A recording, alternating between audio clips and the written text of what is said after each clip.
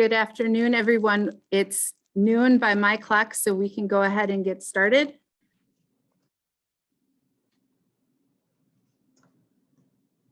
I'm Rose Blank. I'm part of the Eco Action team, and we want to welcome you to this monthly Lunch and Learn series. We're happy today to have Karl Green with us, who's going to be speaking about water resources in the Driftless Area, particularly La Crosse County. We also want to acknowledge the FSPA's commitment to ecological education, one of the 7 Laudato Si goals, and a Revolution of Goodness proclamation made to stretch us as people of encounter who stand with all the suffering in our Earth community. Each Lunch and Learn is presented on the second Tuesday of the month and will feature a variety of topics of ecological advocacy and presented by speakers who will inspire us to care for all of creation. We also want to recognize that the FSPA occupies the land of the Ho-Chunk people. So we take a moment to celebrate and to honor this ancestral land and the sacred lands of all Indigenous peoples.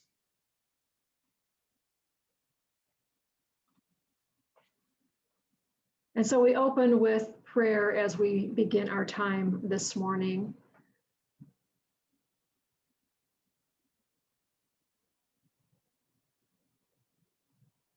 Let us pray. O great and holy Creator, we give thanks for this day and for all of your creation. Especially today, we are grateful for your gift of water, precious, life-giving water, essential, life-sustaining water. As your waters make their cycle from earth to cloud to earth once again, we are mindful of this water's importance. We remember those places where there is not enough water, and those places where water has been destructive with flooding. We pray for our role in caring for your earth and the impact our actions have on this precious gift. We are filled with awe for this gift that some of our Indigenous brothers and sisters call the first medicine that binds all of life. We are filled with gratitude for all the plants and animals who find nurture in the waters of this world. We are filled with joy as we sit by gurgling streams as they carve their ways through the bends and turns of the land, and we are grateful. And yet we are filled with deep sorrow at the garbage of our excess that finds its way into your holy waters. Forgive us, Holy One. Forgive us for not remembering the sacredness of your water and of all your creation that is so intricately intertwined. Help us find renewed energy to work for justice for your waters. Grant us courage to do what is ours to do, that we might make our sister water flow clear once again. In the name of the Holy One, Holy Three, Amen. And I want to introduce our speaker for today, Karl Green. He's a professor with the University of Wisconsin-Madison Division of Extension of Community Resource Institute in La Crosse County.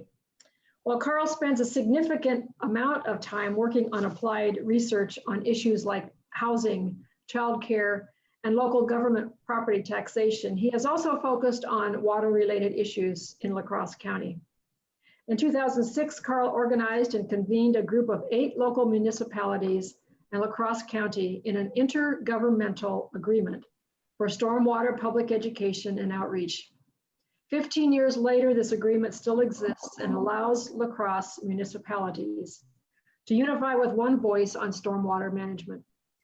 Karl uses his background in hydrogeology to illustrate the important role rain gardens play in sustaining the local aquifer. Karl has an MBA from University of Wisconsin-La Crosse and a Bachelor's of Science in Geology from Winona State University.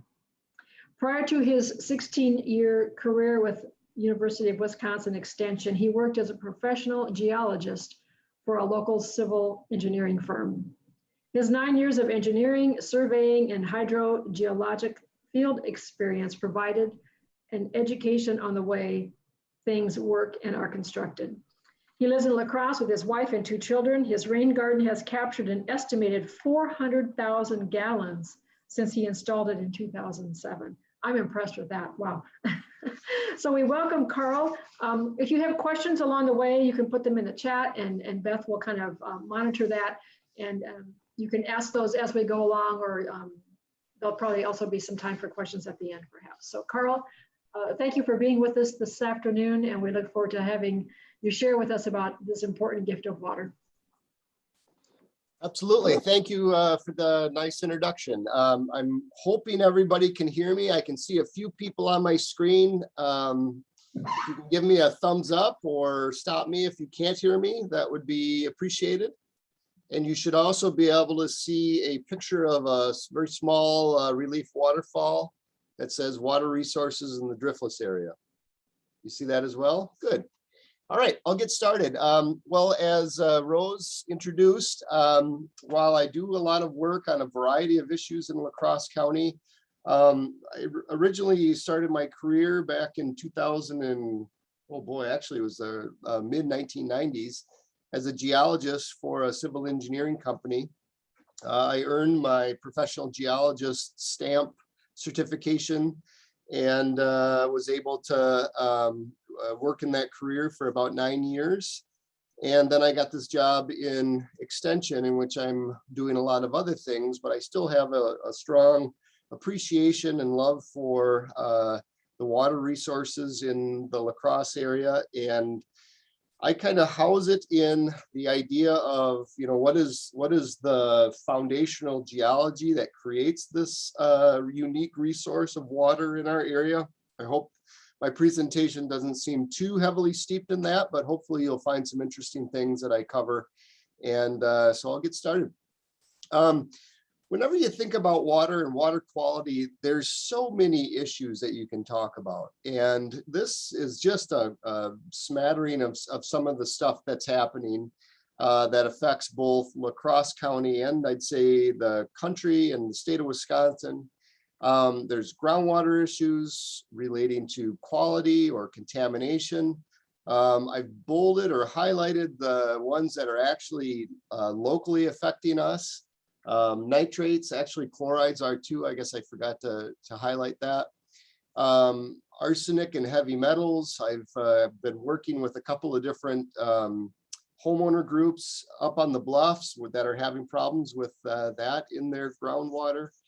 I'm sure everyone's heard of the PFAS issue in the town of Campbell. It's happening throughout the state and actually throughout the country, but unfortunately we're also experiencing that in the town of Campbell. Petroleum contamination from underground storage tanks. That was an issue when I first started in the hydrogeology field. That was a very prevalent issue. We kind of got a way that we're dealing with petroleum leaking tanks. So it's an issue that's kind of starting to wrap up, I think, although there's always that potential. And then what I call TCE, these are industrial solvents that also can be an issue when they spill onto the ground.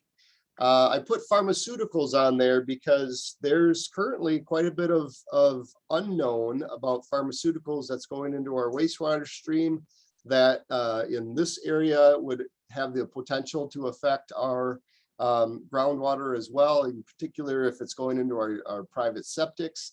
And so it's potentially an issue that in the future might come up. And, you know, again, it's unfortunate that while we have all these other issues that we're dealing with, we don't even understand or fully acknowledge the impact that we might be currently doing that we're not even testing for. When you think about groundwater, if you were to be in the Milwaukee area, they have a little bit different types of issues because their geology is very different.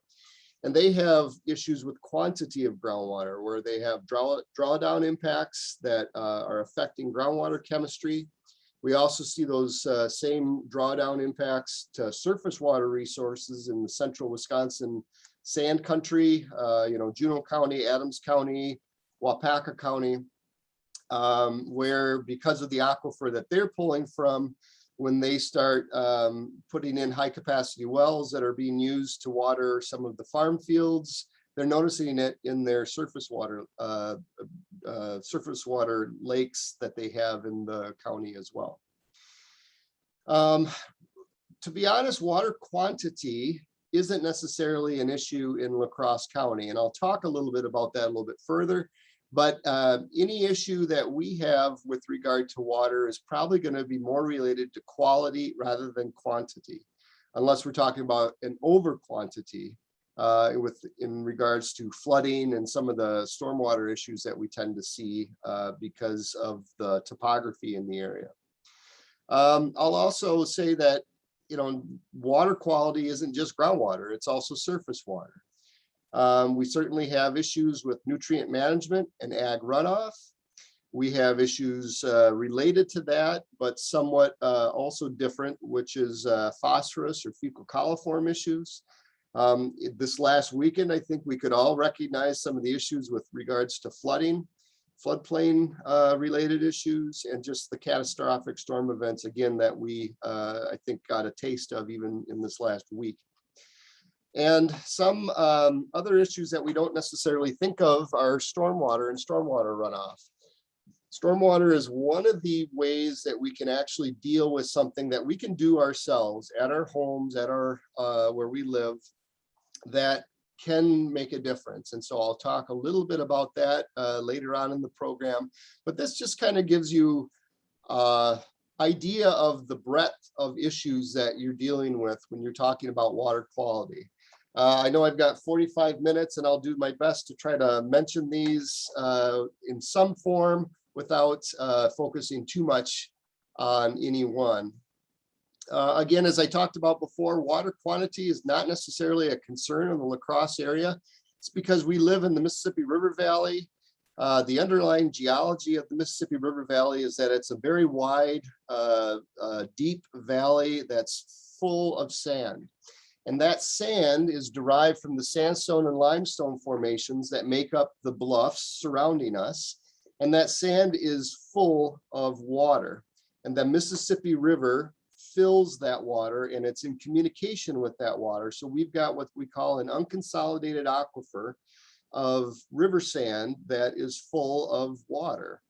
Before our use of pesticides and chemicals and everything, this was the most pristine source of water because it was filtered by these sands, as I talked about. It's very plentiful and it's just as abundant as you could pretty much ask for in a natural environment.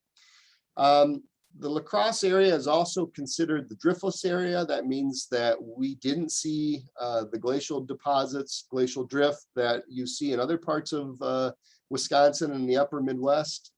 Glaciation missed us, but was occurring around us in the Quaternary period, the last million years or so. As I said, we've got these sands in the river valley, some of which in areas are 200 plus feet deep. Right around the French Island and that area, the bedrock is about 150 feet deep. And so you just have this enormous capacity of water. And that capacity has really driven, I believe, growth in this area because it's so plentiful. I always will share the story of working in Curtis, Wisconsin, where we were putting in a municipal well for them when I first was starting at Davie Engineering, and driving up there and just noticing how desolate it was. And you'd see a farm here and a farm there, but there was not big communities. And once we started putting in the wells, it started to become clear to me, there wasn't a lot of water. We could produce, in any municipal well, maybe 100 to 200 gallons a minute. You compare that to the La Crosse area, they can put wells in that can pump 2,000 to 3,000 gallons a minute. That difference is, I believe, what causes people to locate in an area. You have to have that water resource that people can drink, that people can use. And if you look at the state of Wisconsin and where development is, where cities are, it's along water bodies. And part of that has to do with transportation, but another part of it has to do with having a water source that we can drink and consume. Not many people may be aware of this, but actually there's quite a bit of impairment in some of the local water bodies in La Crosse County. In particular, the red here represents the impaired waters. You can see the yellow boundaries represent La Crosse County and the different counties surrounding us. And on the north side of La Crosse County, there's Fleming Creek, which is and then the Black River, which is impaired by phosphorus. And then the La Crosse River, the entire stretch of the La Crosse River is also impaired by phosphorus in Crosse County. The Mississippi River, I don't think anybody, it's a surprise that it's considered a impaired water body. Again, because of a mix of industrial pollutants, sedimentation, phosphorus, it's also considered a locally impaired water body. I wonder sometimes if the rivers impact our thinking of nutrient management and stormwater runoff. And what I mean by that is if you look at the city of Madison, and they have an environment in which they have 3 or 4 lakes, and nutrient management is a big issue because their lakes turn green during the summer. And so they start to see that, hey, this is something that we really need to address. However, in La Crosse, when we have this flowing water system and we're always getting sort of new water coming through, I wonder if that affects our impact of understanding that we're still making these impacts to the local water bodies. We're just not maybe seeing the impact directly because it's more being communicated or reflected downstream, and we're getting new water flushing through the entire time, even though we really do have these impaired waters in the La Crosse area. The geology, as I talked about, that controls a lot of what we see in our water resources is these 3 different sandstone formations: the Wanawak, the Jordan, the St. Peter. Actually, there's a 4th, the Mount Simon, which is the deepest of the Cambrian sandstone formations. These are all high quartz content sandstones. What I mean by that is sand is a size of a sediment. And so when we talk about sand, you can have sand that has a very different composition. It can be made of small rock fragments. It can be made of small pieces of granite, let's say, or other types of source materials. But there's usually some form of component of it that is quartz. And the reason for that is quartz is a very resistant, very environment tolerant material. And so the more that a sand has been worked and reworked, the more quartz that you get, because that is sort of the last material to degrade, that doesn't break down into something other than quartz. These quartz sandstone formations were what the frac sand industry was looking for in the western Wisconsin that we heard about, I think maybe 5-10 years ago. It was a lot bigger issue. And it's because of this high quartz content and very round quartz sediments that cause that interest for the frac sand industry. This is just another illustration. First, going back, you can see that these different formations have a little bit of a dip, and I say a little bit. This is very hard to illustrate on a computer screen, but think about it as about 10 or 11 feet per mile that they're dipping to the southwest. And then if you look, this is another schematic. You can see on the top part of the map that shows a sort of a map view of La Crosse County. We're taking a cross section of La Crosse County from north to south. And you can see that there's also a bit of a dip again to the south of these different formations. And you can see that what we're doing is we're intersecting this Mount Simon formation, a sandstone formation, but that the different elevations of the bluff intersect the Jordan sandstone, the Wanawak sandstone or Ironton Galesville formation.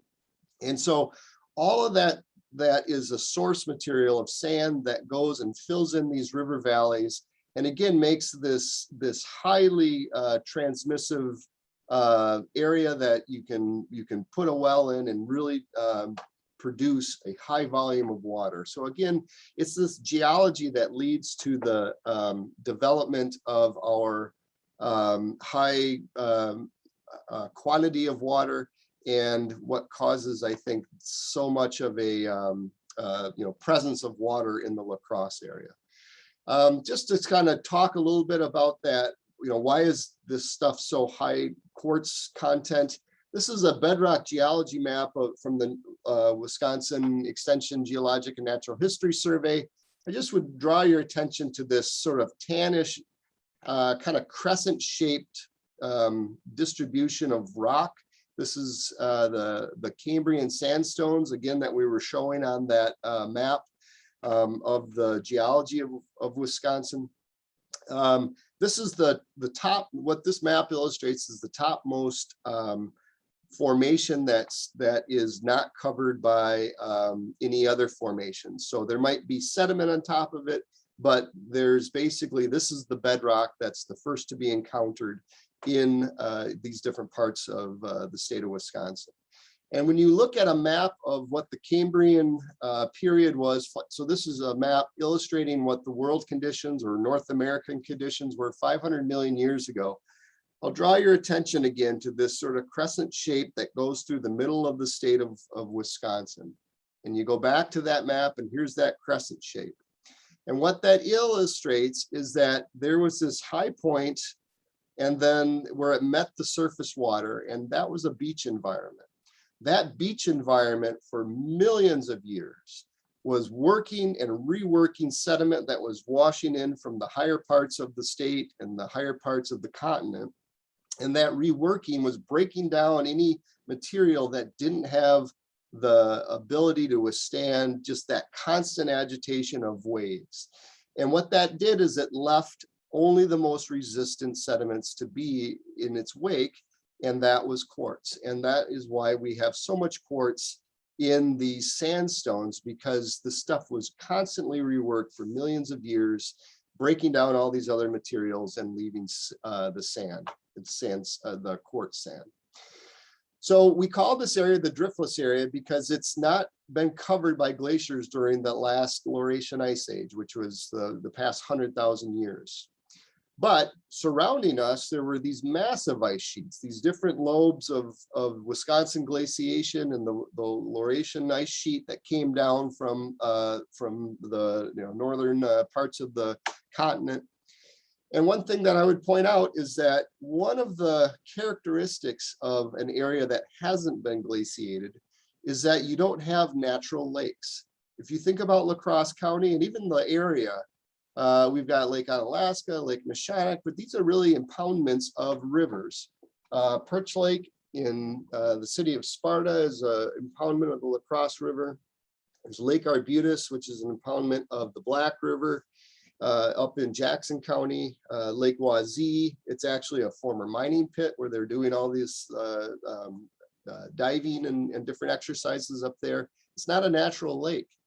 Lake Marinuka over by Galesville, again, not a natural lake, an impoundment of a river or a creek system.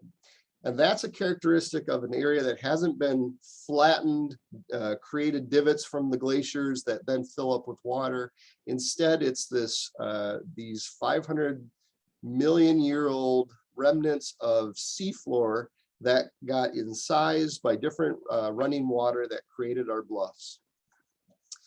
Even before the Laurentian ice sheet, which was in the 100,000 year time span, there were other glaciation periods and we got missed by those. And because of that, we have these high bluffs with this dendritic erosion pattern, no natural lakes, and the geology that we see locally, which would have been basically scraped clean had a mile thick glacier gone over this area.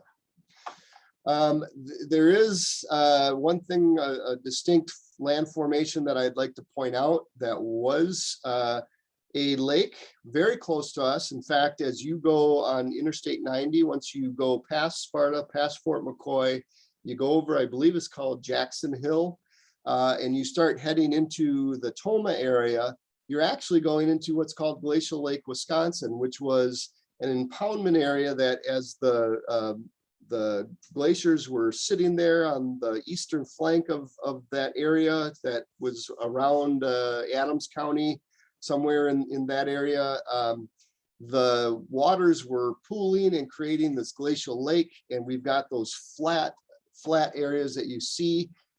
There's a couple of different rest stops right by some really interesting looking peaks of sandstone. Those would have been islands sticking out in Glacial Lake, Wisconsin, around this area that I'm wiggling my mouse around Camp Douglas and whatnot.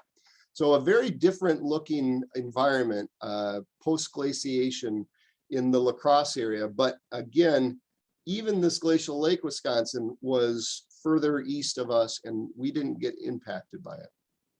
We do have, however, this unique system of streams that are fed by cold water springs. And that is such a unique situation because these sandstones that make up our bluffs infiltrate water through them. They have the ability to somewhat clean, not perfectly, but to really remove a lot of fine materials, and it creates these cold water streams that are great habitat for trout. You know, you look at some of these areas and they're just majestic, and you can see the beauty that Crosse County and the surrounding Driftless area has. That's, in my estimation, kind of unmatched in so many areas.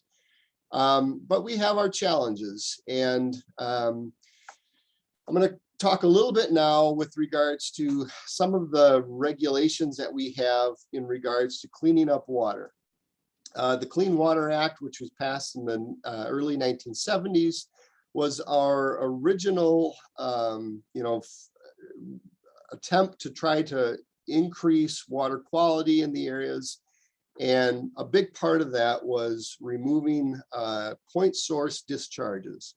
A big part of point source discharges was industry and wastewater. Wastewater coming from municipalities like the city of La Crosse, like the city of Sparta. And they created, as a 1977 amendment to the Clean Water Act, funding mechanisms for municipalities to try to clean up their wastewater treatment plants. You know, what's being discharged from those plants. So each wastewater treatment plant that exists in the country has what's called a National Pollution Discharge Elimination System permit, and they're required to monitor different contaminants that might be coming from their plant and to reduce those to a certain level. I talked about pharmaceuticals earlier. Currently, to my understanding at least, there's no requirements of pharmaceutical monitoring or removal in the existing wastewater treatment plant permits. That, again, is one of those things that is currently an existing issue, but we just don't have the ability, the legislation to address that. During the Clean Water Act, the US EPA basically said to the state delegated authorities, those being the DNR, in Illinois, I believe it's the Illinois Environmental Protection Agency. So it's different depending on the states, but they were required to regulate the surface and groundwaters through the administration of these permit systems. If you think about what that did, is it really removed those direct wastewater discharges. It used to be that they would just directly discharge waste right into stream bodies, rivers. The Mississippi River was horrifically impacted water body at one point in our history of the United States. And you can think about all the different types of wastes that would have been going in there, whether it was discharge from dairy operations where there was, you know, a milk plant or a cheese plant that was discharging waste, all the paper mill industries and the paper mill waste that was coming from that, all of that was going into these surface water bodies, and were required to then clean up and have a pollution elimination discharge permit assigned to them. These, however, are point sources. You can point to them and say, this is where the whey is coming from, or this is where the paper mill waste is coming from. Our bigger challenge now, I think, as we've gotten a handle on the point discharges, is the non-point discharges. Here's just an example from the Cuyahoga River in I believe it was Cleveland, Indiana. They had it so heavily polluted that a fire actually of the river broke out. As I've said, we've got other issues that we're trying to deal with now in regards to our surface water quality, and that is more regarding the non-point sources. The pollution that we're seeing at the Gulf of Mexico with regards to this area, the hypoxia zone that can't sustain life because of the heavy level of contamination that's in that water as it's entering into the Gulf of Mexico. This is just an illustration of Mississippi River watershed. You can see how vast that it is. You know, we in La Crosse are up in this area, so we don't have a lot of the watershed above us. I would say, just to kind of give a context of how much of an issue that this is, not just in our immediate watershed or north of us, but everywhere, is I was on a canoeing trip in the the Missouri River Breaks area, which is up in this little nodule of the Missouri River, not that far from the source where the three rivers come together, partially fed by I'm drawing a blank on the national park in Wyoming that has one of the rivers that goes and feeds it. But essentially my point is, when we canoed down this part of the Missouri River, nearly at the top of the watershed, we had to bring 60 plus gallons of water to drink because the water was undrinkable at that point. And so this impact to the surface waters is from everywhere. So it's almost daunting to think, how do we actually make a difference and reduce the amount of contamination that's going into our surface waters, because it's happening everywhere. And I guess what I would say is, you got to look locally. You got to look and act locally as a way that you can improve your local water body, your local watershed, both surface and groundwater, as a way to make a difference, because that's ultimately how we're going to make a difference. Nutrient loading is an issue that we're seeing not just in the Gulf of Mexico, we're seeing it in Wisconsin. If anybody post storm over the weekend was walking along the Mississippi River at Riverside Park, it was amazing the volume of sediment that the La Crosse River was introducing into the Mississippi River. You would think the Mississippi would be the browner source of water. Not the case. It was the La Crosse River, and the La Crosse River is a 2-county watershed. It starts in Monroe County and it goes through La Crosse. And by the time that it gets to the La Crosse, to the Mississippi River in La Crosse's Riverside Park, it looks about like this picture of Green Bay, where it's brown, looks like chocolate milk, in particular after a storm event. When you start talking about phosphorus, which is a significant contributor to water quality in our surface waters, there's a lot of different areas that it's coming from. Industrial sewage, which is the treatment of our sewage treatment plants, they still have a phosphorus component. They're required to remove a certain level of phosphorus, a very big level. They're actually currently being required to increase that amount and reduce it even more, but they still are a contributor just because of the sheer volume of water that's coming from industrial sewage. Even though it's being treated, it's estimated that that's about 3.7%. We get a big chunk of phosphorus coming just from either the manure runoff or the soil that has a history of having phosphorus loading on it. And then during heavy storm events, that starts to wash into rivers. So that represents about 26.5%. And you can just sort of see as you go around that there's a significant volume just from all these different sources. So it's not and this kind of gets, I think, to that idea of a non-point source. It's very hard to say one specific type of source is causing this. Now we can see some sources are larger than others, but ultimately there's a lot of different types of sources, unfortunately, that are impacting water quality, and this illustration just through the contribution of phosphorus. The biggest illustration of a phosphorus issue is these algae blooms. Again, as you think about like Lake Mendota in the Madison area, these are these dark green mats of algae that you'll see.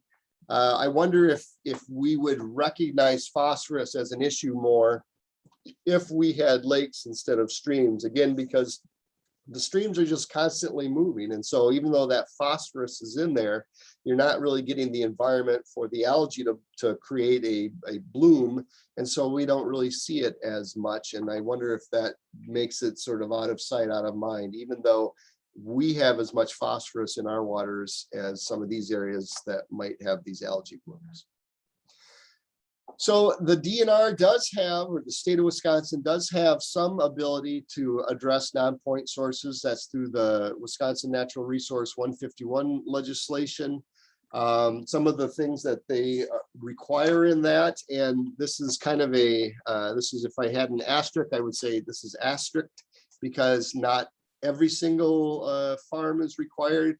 If there's some sort of a subsidy that the farms are meeting in regards to farmland preservation, or some sort of a managed program that they're a part of, then they're required to follow these, but not every farmer is required to follow these. In Crosse County, I think we've got about 45 to 50% of our ag land enrolled in some sort of a conservation program in which they would be following this. But there's requirements of meeting a certain tolerable soil loss. That doesn't mean that it's eliminated with regard to sediment coming from the soils, but that it's at a level that they consider acceptable. That there's a tillage setback of 5 feet from the channel of water. Just recently in the state of Minnesota, they increased that setback to 50 feet along a major water body, but in Wisconsin, it's 5 feet. That's not a very big distance. A phosphorus index, or basically an ability to manage the amount of phosphorus coming off of your property at what they call a 6. It's a local way that they, or a statewide management system that just kind of tries to determine that level. Manure storage facility standards. This is going to be for new or significantly upgrading facilities. Again, existing ones that maybe aren't enrolled in any sort of a preservation program wouldn't necessarily be ruled by this. Wastewater handling, that's if the manure and anything that's coming from their farm. Clean water diversions, trying to keep water that's coming onto their farm from hitting these areas of either manure storage or where wastewater might be created. Nutrient management programs are programs that our land conservation department has enacted with voluntary farmers that try to have a better use of the nutrients, the manure and whatnot, so that they're putting it on at certain times, not putting on too much in a certain period of time, or before, let's say, a major thaw or a major storm event. And then just other manure management prohibitions that try to keep manure from entering surface water. These are various illustrations of non-point source management. The left side represents some of the sort of sins that we can see or recognize, where you've got a surface water body and you've got a road through it, or a cattle road that doesn't stop the animals from coming into those surface waters. Obviously, they need them to drink, but if they're creating manure sources that are going into those, that's just directly running into the stream water body, and it's impacting the ability to sustain life in those streams. A better illustration is where you've got a setback, preferably again more than 5 feet, where you've got a little bit of natural cover that is capturing and hopefully holding some of the sediments from entering the stream source. And then another idea that is the idea of no-till, which I believe the picture on the right helps to illustrate. Rather than going through and tilling these farm fields to a fine powder to put your seeds in, if they can create some sort of a cover crop and then not till, but intersperse within that field crops that can grow, so that you don't have that breakup of the soil characteristic and where you're basically introducing the ability of erosion to occur. Just other pictures here illustrating some of the sources of non-point pollution. Again, manure spreading in particular. If you've got a thaw event and you have a immediate release of manure, and then there's either a rain or a significant melting thaw, that might be a quick way to introduce that manure, unfortunately, into the water bodies. Not a good idea. Even when they're spraying their ammonias and whatnot, the pesticides or fertilizers, depending on when and how close they do it, that can be a point source.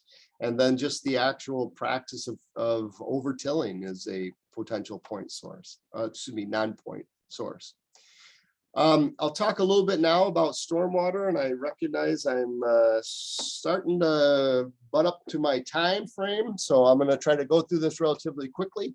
Stormwater is just the runoff of water from impervious areas into our lakes and rivers. I think we all saw the impacts of stormwater in the last storm. Unfortunately, the more impervious area that we get, the bigger that we get of this immediate response to a storm event. This orange represents a area that has development and that has impervious areas in it. The green represents a natural condition.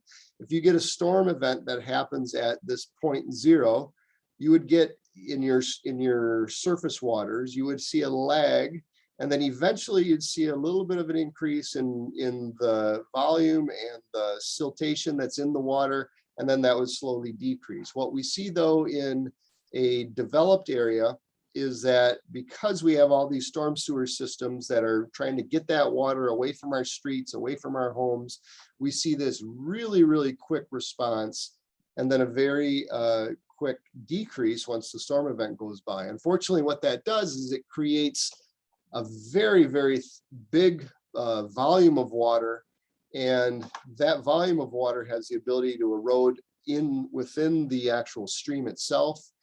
I'm going to show you a series of pictures. This is different water bodies, surface water bodies, not in Crosse County necessarily, but that have different levels of impervious surface or of development in them. So this is what a water body with a 5% impervious surface area in the watershed looks like.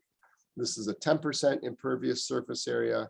This is a 20% impervious surface area. And the takeaway is that the more impervious surface area, roofs, parking lots, and then ultimately storm sewers that you have, you get that big slug of water every time that there's a storm event, and it just erodes and it removes habitat, it removes soil, it introduces soil further down into the stream, and it creates this water body that's really not natural. And unfortunately, it can really negatively affect our surface water quality. Just sort of a little takeaway. An inch rain on a acre parking lot produces 27,000 gallons, 27,154 gallons of water. We get 43 inches of precipitation every year in the La Crosse area. So you can see, multiply this number by 43, and that would be how much a 1 acre parking lot receives in water that it basically discharges down a storm sewer.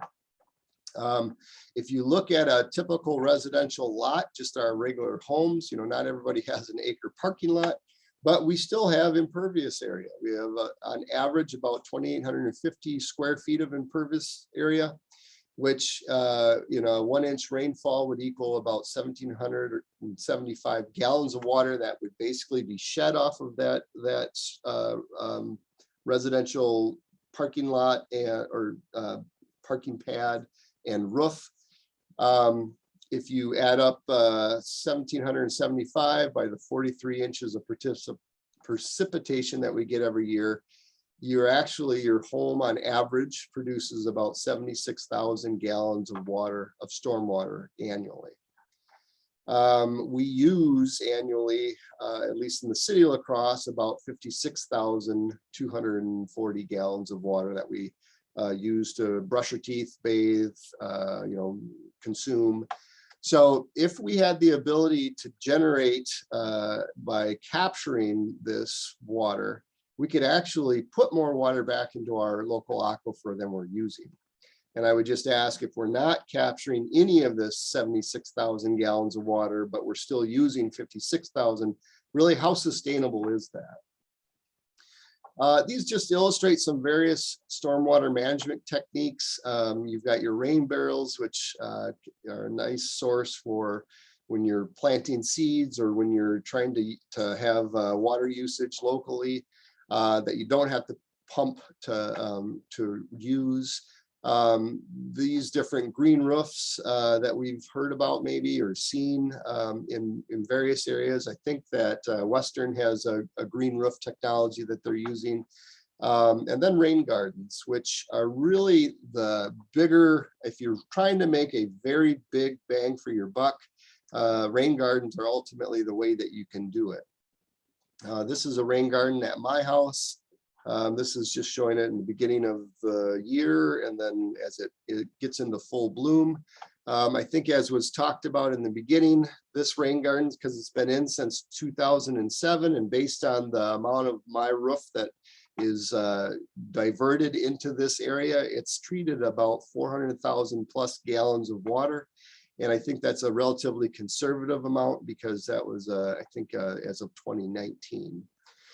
This is an illustration of the Southside Neighborhood Center and the rain garden that they've put in. And again, this is, just kind of illustrates what the function of a rain garden. During a rainstorm event, you're diverting the water that's coming off your roof. Instead of having it run onto a parking lot or something, you're just having it go into a little bit of a basin that you've created. It's a little bit of a dip in your yard. And it helps to capture that water instead of putting it into the storm sewer system, putting it into this little basin locally within your yard or within your property that then can infiltrate that water and soak it in.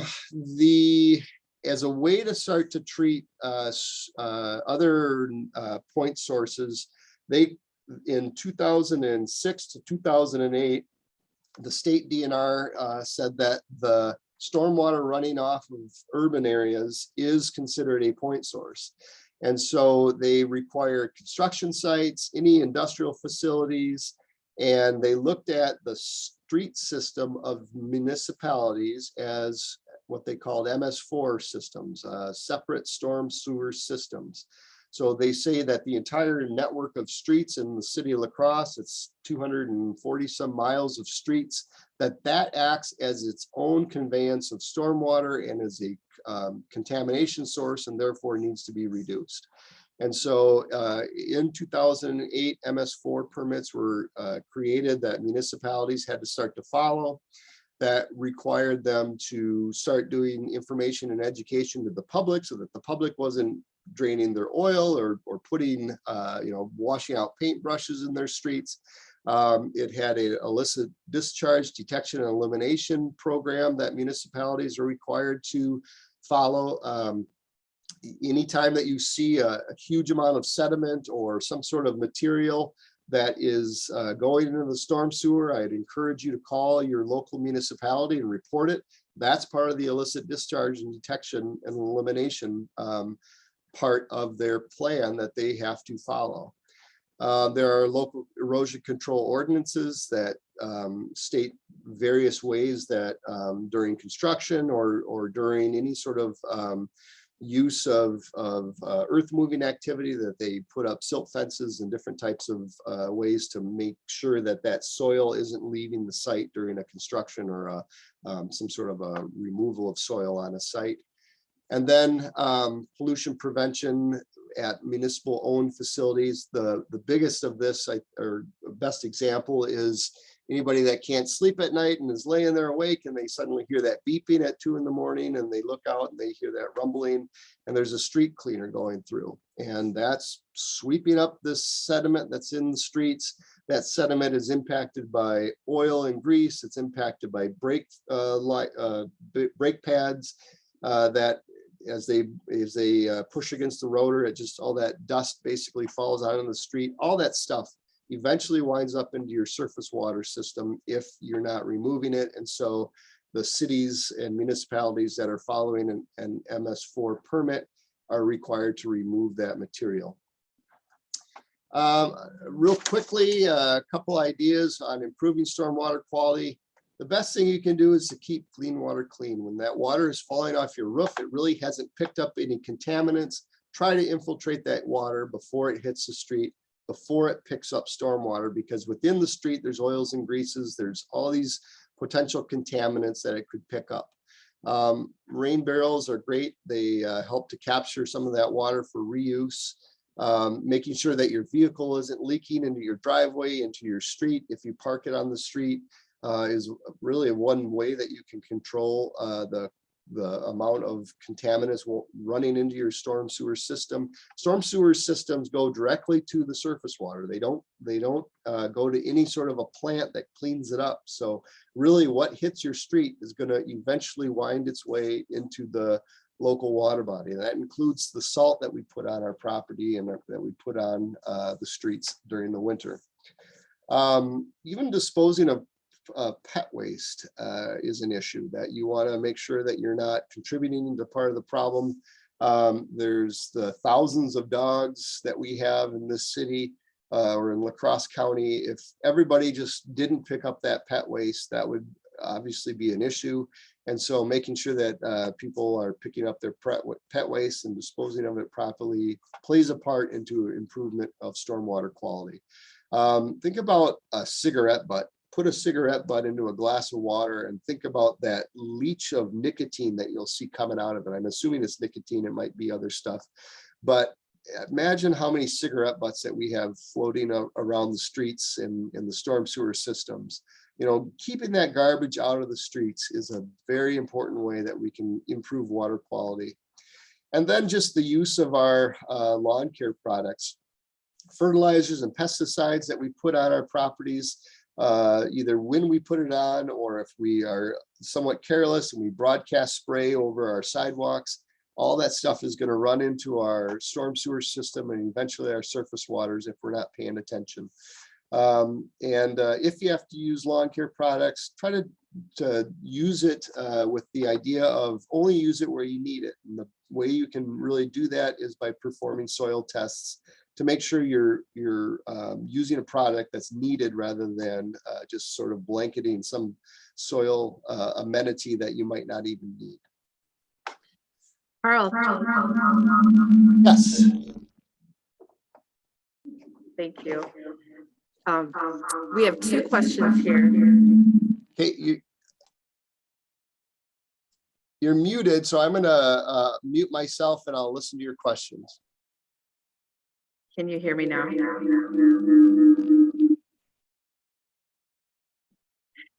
One is about liability.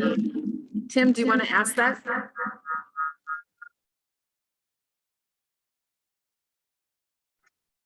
Yeah, actually, I have 2 questions, Karl. The first one is about liability. It seems to me that in the United States, one of the biggest ways we get change is by lawsuits. And it seems to me that the fishermen in Louisiana have taken significant losses from this runoff that's coming from multiple states, as you pointed out. When the rig in the Gulf leaked oil, it was a huge settlement to the Louisiana fishermen. I'm curious what the liability is and if it's been tested. The other thing is you mentioned about runoff, collecting runoff water. We actually have a system in our house to collect water off our roof. It's a 1,500 gallon tank, and every year we have to clean it out, and it's got about 2 inches of soil in the bottom of it. And we live in a rural area. We're really concerned about the chemical that comes in with that water from ag, because that soil is coming off of corn and bean fields and ends up on our roof, and then it ends up in our tank. And so do you have any data about the farm chemicals that ends up in these rainwater containment systems? No, I mean, that's going to be kind of related to your neighbor farming practices. I mean, if you had organic farms next to you, you might not have the same issues as if they're not organic. So I think it's going to be related to the farming practices of your neighbors. So you're saying that, like, if they're spraying or they're putting some sort of insecticide or pesticide, that's somehow migrating to your roof through like wind, or how is that happening? Well, when we harvest water off the roof, that whatever soil that's been in the air has settled on the roof. And when it rains, it takes that soil and puts it in the tank. And so I'm sure that soil is contaminated, I would assume. I've never tested it. You know, it's just dust that settles on the roof. And in a summer season, we'll get a couple inches of that soil in that tank. And so I guess I could just take some and test it and see what chemicals might be in it. Yeah, that would be interesting to see, because again, it's going to depend on what your neighboring area are putting on their farms. Yeah, that's interesting that there would be that much. That illustrates part of this issue of just how much soil loss can occur if you're seeing that much volume in over a season, a farming season, that's hitting your roof and basically washing into your tank. So keeping soil in place is such an important part of our land use, and it's very hard. I don't know if, I'll kind of talk about your question about the lawsuits. I think that the political will hasn't really been there of our lawmakers to go after the agricultural industry. I'm not saying that they should, but I'm saying that it's certainly a known contributor. And yet, do the lawmakers want to actually go after those people? I think it's a balance, because I think they're struggling as well. There's certainly some farms that are doing okay.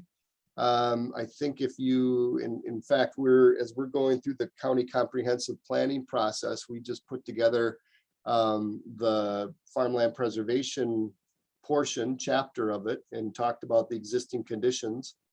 And some of the data that we start looking at just illustrates how your typical family farm or small farm is really going by the wayside, and we're getting bigger and bigger farms. We're seeing higher and higher amounts of farms that are basically going into bankruptcy, and then they just kind of become consumed by larger and larger farms. And the land ethic there starts to get changed from being a local concern to it's more of a corporate concern. But I think that part of the issue with the trying to hold the non-point source contributors at as liable is it's a big political issue. It's a large component of landowners. It's a large component of people that vote, and I'm curious if that doesn't play a big part of what's somewhat preventing an adequate reduction in some of those contributors to the actual source of the issue. Thank you, Karl. In the interest of time, we'll do our closing and promotion for September. And then if you're willing, Karl, we'll come back with a couple more questions. Absolutely.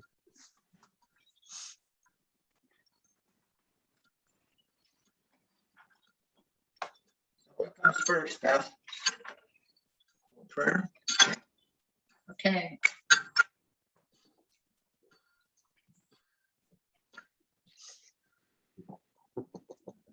When she gets to Yeah, our closing prayer for today is prayer for Sister Water. We praise and thank you, Lord, for the gift of living water. Guide us to use it wisely, learn from its humility, consume it sparingly, and protect its purity, so that with St. Francis, we may truly enjoy water. Amen.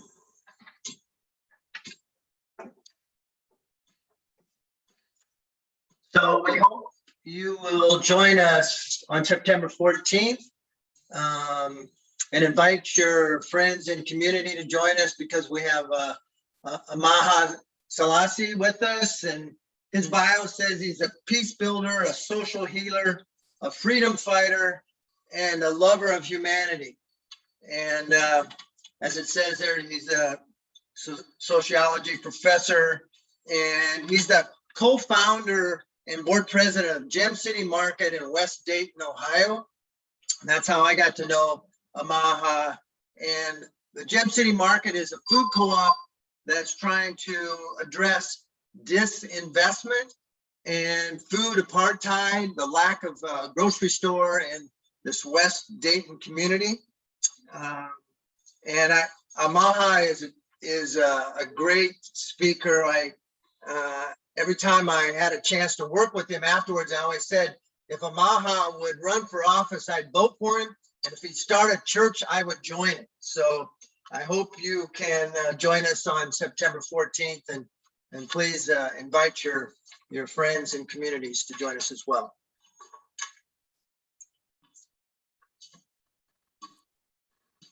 Thank you, Charlotte. Thank you, Tim. Karl, there was a question in the chat regarding, for those of us not in the La Crosse area, where do we find this kind of information for our area? So Rose, did you want something specific regarding rain gardens, or just learning about the Nonpoint source? Well, yeah, pretty much all of it, but we don't have time for all of that. So, I mean, just a basic introduction to water quality issues. I live in Cedar Rapids, which is in Lynn County, Iowa. Like, what department would I go to? I know we have a stormwater department, but beyond that, even the geology stuff I found incredibly fascinating. So are there any good websites to look at that would help learn about the geology and the impacts that maybe has on the water, and then just the stormwater issues and those kind of things? Actually, if you have a stormwater utility, I'd recommend you contacting them. They would be able to help guide you to resources on what you can do locally and some of the regulations that they might have in your area. In regards to the geology, I believe there's a Iowa Geologic Survey. Anybody that's in Wisconsin but not in the area, we have a Wisconsin Natural History and Geologic Survey. Often there'll be county geologic survey reports that each of these surveys put together. And that would be sort of that, zeroed in geology map and basic understanding of the local geology that you would have. So I'd recommend your geologic survey in your state.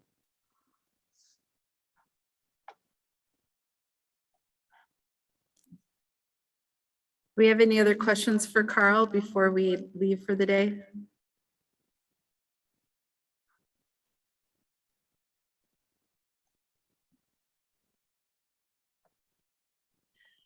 Karl, thank you for your time. That was a lot of information, and it definitely flows with our Lunch and Learn series where we learned about public health and climate impacts last month.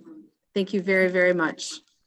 Beth, Have a great day. you're welcome. I'll send you my presentation, and if you want, you can send it out at the end of it. I was actually one slide away from finishing, so that's good. It was just a summary slide.